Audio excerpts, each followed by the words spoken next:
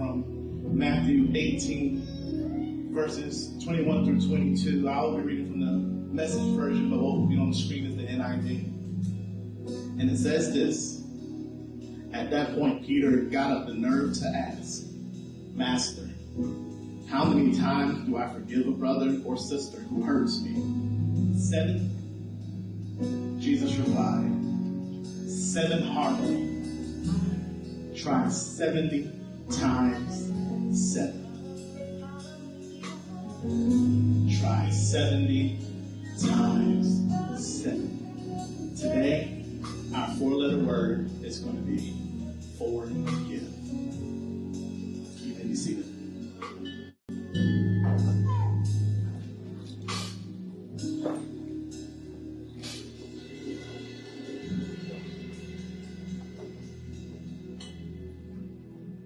Listen, I'm getting a little bit of feedback up here. How y'all doing? Good. Listen, we're in the series down called 4-letter words. They are things that we should do, that we don't want to do, but that we must do in order for us to be the best version of ourselves we can possibly be. Let me say that again. There are things that we should do, that we don't want to do, that we must do in order for us to be the best version of ourselves. There are things that we should do, that we don't want to do, that we must do in order for us to be the best version of ourselves. And one of the most difficult things for us to do, that we should do, that we don't always want to do, is forgive.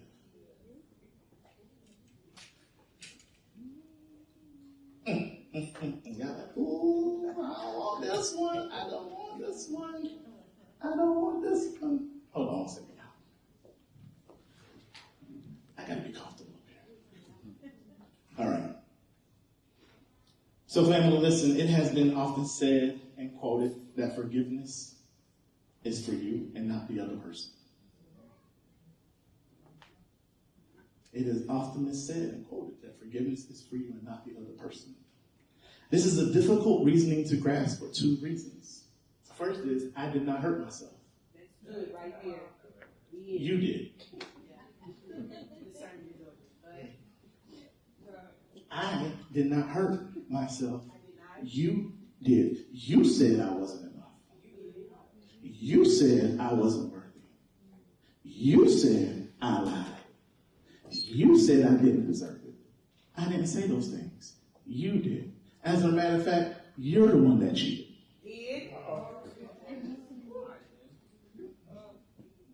You're the one that lied. You're the one that didn't manage our money the correct way. That's too real already. And it's one of those things that when we think about it, it sounds good, but it's really difficult for us to grasp. Because what we're doing is saying that there is something in me that was wrong that caused you to do what you did. But let me correct that real quick, because so that we are clear, I'm not an emotional masochist. I don't engage in disruptive behavior that is manipulative, that causes you to act a certain way. I'm not manipulative. I'm not condescending. I'm not self-centered. I'm not egotistical. When it gets to your part where you're not, you can speak to me. I didn't deserve it. I didn't deserve to be talked to that way. I didn't push the wrong button, but yet you are asking me to forgive you. And I didn't do it. You did. Is there anyone that would be honest today and say that at times you feel like the Apostle Paul when he writes in Romans, although I want to do good, evil keeps pulling me back time and time again? Let me paraphrase that. Although I want to forgive you, your actions that you are doing to me keeps pulling me back time and time. I try to choose peace, but you choose violence. I try and give you grace, but you just won't let me be. But then there's another piece of this where I am like, why is it that this is so difficult for me to do? And although I didn't do this, I also didn't ask for it to be forgiven for what you did to me.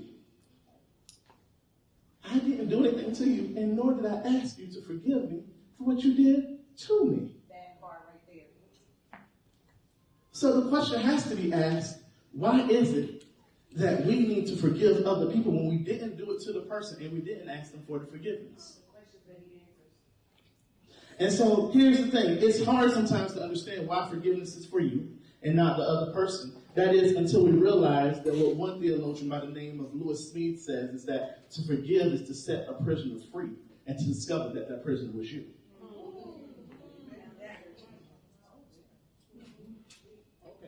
Smead said that to forgive is to set a prisoner free and to realize that that prisoner is you. Which means that when we are actually forgiving someone, we are releasing ourselves from a jail that we didn't even know that we were in. Do you realize that you can't even be your best version of yourself as long as you're holding on to the past mistakes of others? Do you not realize that there's a you that you can't fully even step into because you are allowing the chains of anger and manipulation and grief and, if we're honest, disgust hold you back from even understanding what God has for you? Because you're allowing yourself to be put in confined in the jail by someone who no longer is even thinking about you? They done went on about their life. They done moved on. They're in their new relationship. They got their new house, their new car. They done rebuilt their credit. They got a new job. And all the while you sitting there like, but why you did it to me? And so they're living in freedom and you're living in jail. Let me say that again. They're living in freedom. And you're living in jail, but you're living in the jail that you allowed yourself to be placed in. And you're like, PT, what do you I didn't do it. You just said I didn't do it to myself. The reality is that we must forgive in order for us to allow ourselves out of the prison of the past and to step into the promise of the future.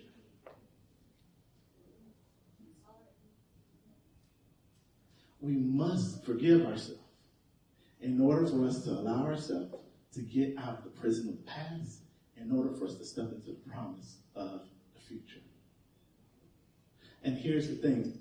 In Scripture, another word for forgiveness is grace.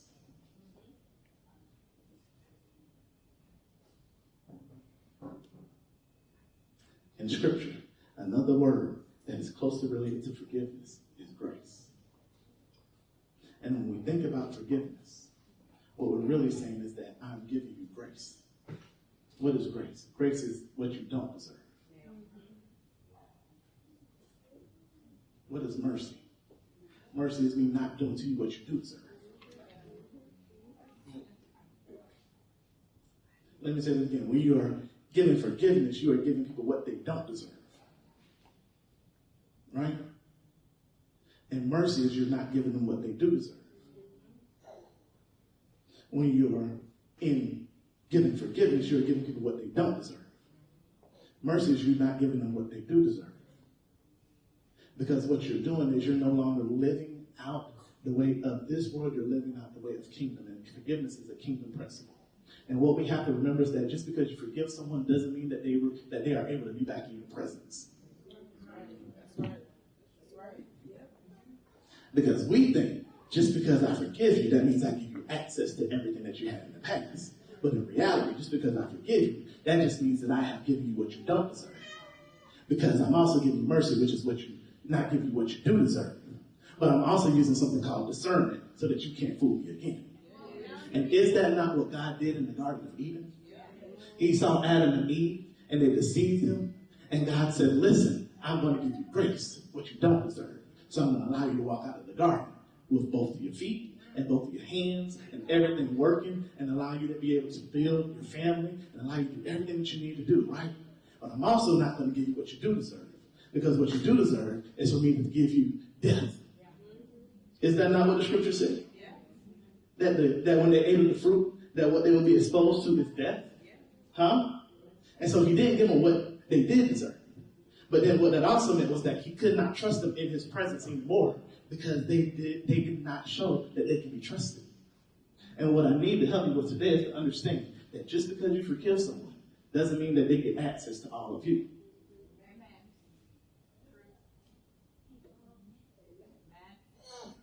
Huh? Just because you forgive someone doesn't mean that they get access to all of you. It's what Dr. Darius Daniels calls that we need to have a relational intelligence. Meaning that we need to understand that all of our relationships, we don't treat people equal, which means that all people don't get the same type of access to us in all different ways. Because if I can't trust you with me at my bare minimum, I cannot trust you when I'm at my optimum. And if I can't trust you when you're at my bare minimum, that means that you can't handle me when I'm at my best. And honey, if you can't handle me when I'm at my best, then I need to get you off my team because we can't do nothing else here because you are not even on my level. And one thing about forgiveness is when you understand forgiveness and then you understand grace and then you get discernment, you start to understand that everybody is not on your level. You start to understand that you're looking at things from what he says is the giraffe perspective and they are looking at things from a turtle perspective. That means that you're looking at things from up high and they can only see what's down below. And if the only thing you can see is down below, that means you can only see the thing that is in front of you right now. But I need some people who can see things that are coming. I need people who can see some things that have vision. And what I will hear to say is that sometimes the reason why people have to be forgiven because they slept on you and didn't understand that what they were seeing was a giraffe. They didn't even understand that they weren't even on your level because you were bending down to eat the grass that they were still walking on.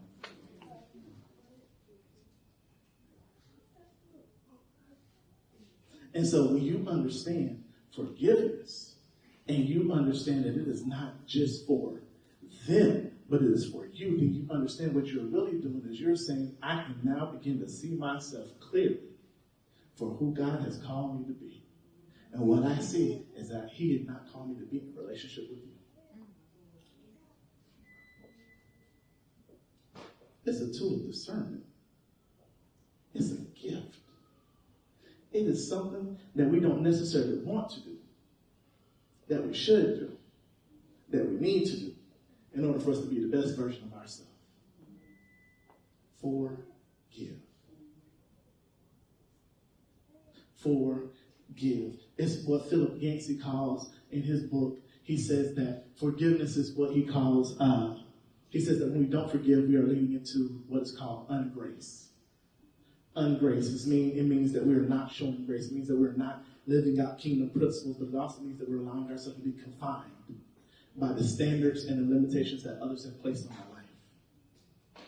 He's saying that when you are leaning in and you're having forgiveness and you're actually leaning into grace, what you're doing is you're living out a scandalous version of the gospel. It's the version of the gospel that most people can't even bear to live out because it hurts them too much to even live into it. It is the gospel that gets you to understand why Jesus says to Peter, no, not 7 times, 70 times, because when you understand what Peter's actually saying, Peter is going back and quoting Jewish laws to Jesus and asking Jesus, hey, Jesus, let me paraphrase what he is saying and reading between lines. What he's saying is that Jesus, what we have been taught is that we're only supposed to forgive someone 3 times.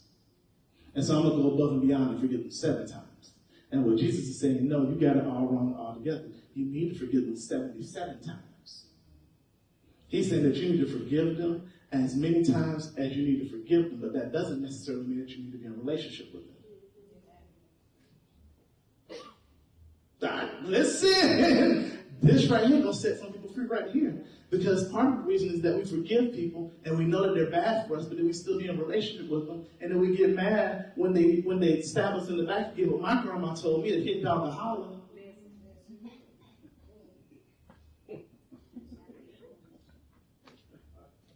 My grandma said, you better believe what they show you. And we laugh at what grandma say, but the reality is that grandmas tell the truth all the time. They just say it in a way that when we think about it, it's actually very wise. Huh? Because what they have done is they've lived through life time and time again, and what they've realized is that a snake will always bite. Huh? Yes, it will. A snake will always bite. It don't matter. If you have that thing, its nature is to deceive you. And so you're sitting here and you're up here coddling your snakes, and you be like, oh, they bit me. And for some of us, what we don't realize is that our relationship with other people is that we're in the den of snakes. And the other thing that we don't want to realize is that we've placed ourselves in that den. And so when you place yourself in that den, you got to figure out how to get yourself out. But we serve a God that is so good that he says that even though you put yourself in there, I will put the ladder down to get you out. And the way that he does that, he says that there are going to be times where people are going to hurt you, where people are going to manipulate you, where people are going to sabotage you. And what you've got to do is lean into those moments and just forgive and then use discernment to pull yourself out of those bad situations.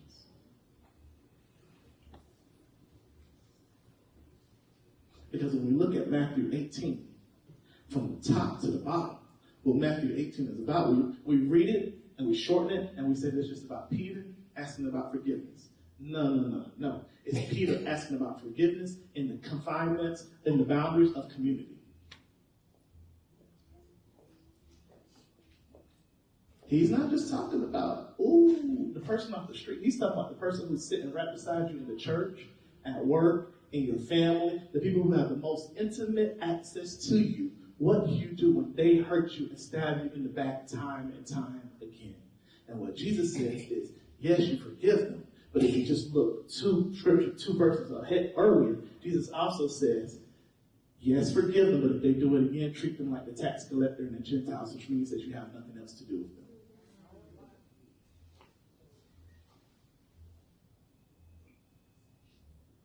Treat them like the tax collector and the Gentiles. Forgive them because it's for you, but don't put yourself back in that situation because they've already showed you that they're not good for you.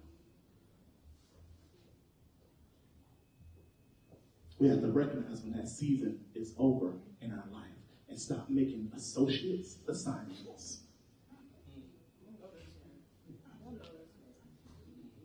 Stop trying to make assignments friends.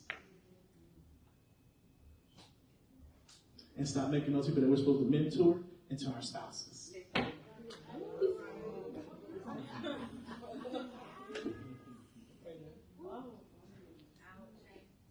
Do I need to say that again?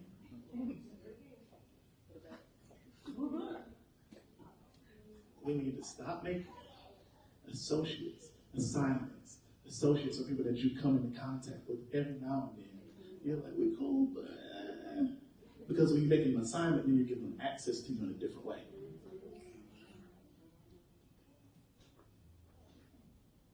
You need to stop making assignments, relationships, or friends. Because if someone's an assignment, that means they're not able to give you back the same type of access that you've given them. Which means that you care for them, but they don't necessarily have to care for you.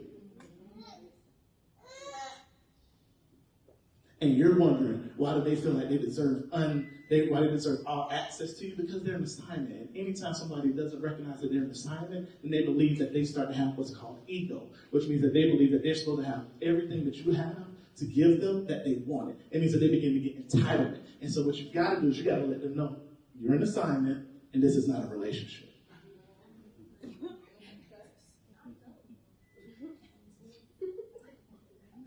In a loving way.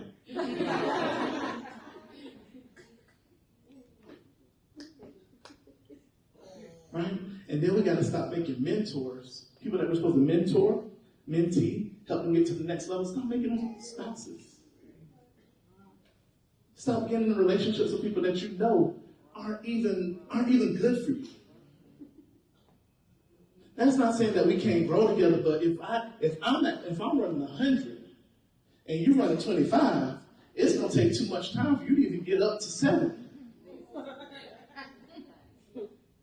Which means I got to slow my life all the way down for you to even get up to 3/4 of where I'm going at. And is that fair for me? No. But because we live in a culture that tells us that we have to settle for less than, then we end up doing what we shouldn't do because it's comfortable for us in the moment, when what we should do, which is the right thing for us to do, is to understand that everybody ain't meant to have all of the access to you at all times. But the only way for you to understand that is if you first begin to forgive those people that have hurt you in the past, so that you can begin to see yourself better, so that you can actually understand that you're running at 100 and everyone else is running at 25. And you can't do that while you're in jail.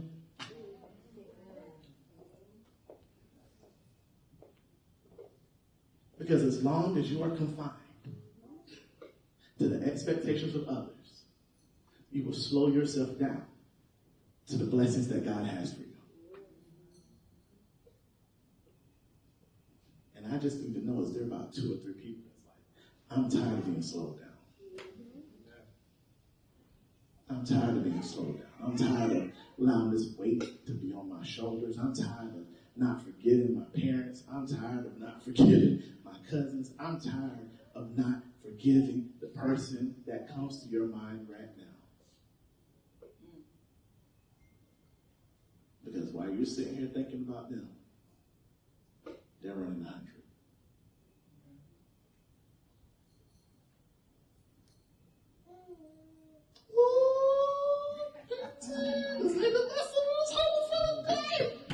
But you're going to get it anyway.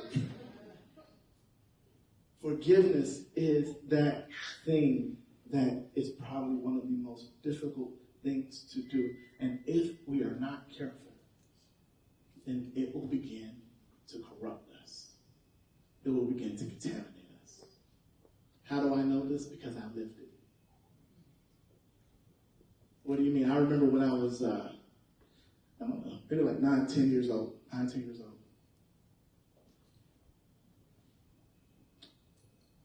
My dad died. Here's the crazy thing. I didn't even know who my dad was at 10 years old. Right? And so they knock on my door. My grandma put me in the room. She's like, your daddy died. I said, what? She said, your daddy died. I said, what you talking about?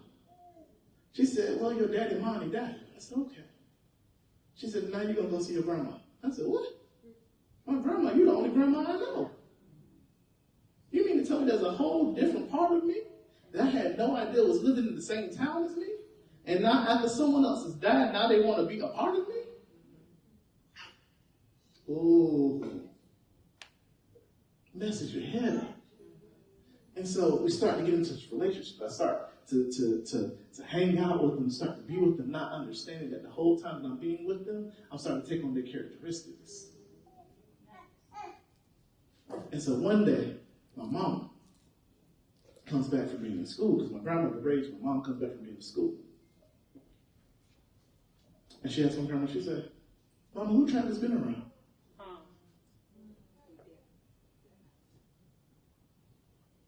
My grandma said, what you talking about? She said, who he been around? She said, well, he been around his dad people. You know, she's like, how do you say people?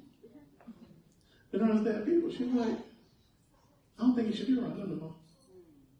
Because he's starting to take on behaviors that aren't even natural to who he is. He's angry. He's talking about getting revenge. He's talking about putting somebody in the ground that he didn't even know anything about. And what they didn't recognize, that what I was dealing with was rejection and anger that someone took away from me, someone who didn't even want to know who I was. And so at 19 years old, I had to wrestle with what forgiveness looked like for me. Because it was beginning to change my character. And for some of you, what you're not realizing is that you've taken on the characteristics of people that you don't even know has impacted your life. Because you have not yet dealt with the feelings of rejection, neglect, betrayal, and their corrupt characters beginning to corrupt your character. And the only way for you to get out of it is for you to release yourself from the prison through forgiveness. It's the only way. It's the only way.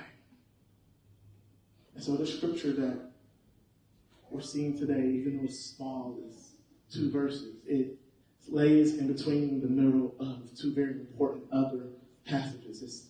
It's talking about who shall inherit the kingdom of heaven, and Jesus is talking about children and how we should not put anything in front of a child to allow them to stumble. Then that's followed by the scripture talking about how do we live in community. What are we supposed to do? If someone does something to you, then you need to go to them and talk to them. And this is laying the foundation for forgiveness. Then what happens is after he tells Peter about forgiveness, then he puts down this parable. And this is the parable of, we know this as the parable, similar to the parable of the talents, but it's called the parable of the master and the servants. And the way it goes, it says that there was a master, and his master is a king. And the king says that it's time now for him to reconcile his accounts. He's calling in everyone who owes him money. And so he calls this one guy, and he's like, give me my money. And the guy owes him a talent. Now what a talent is equivalent to millions of dollars.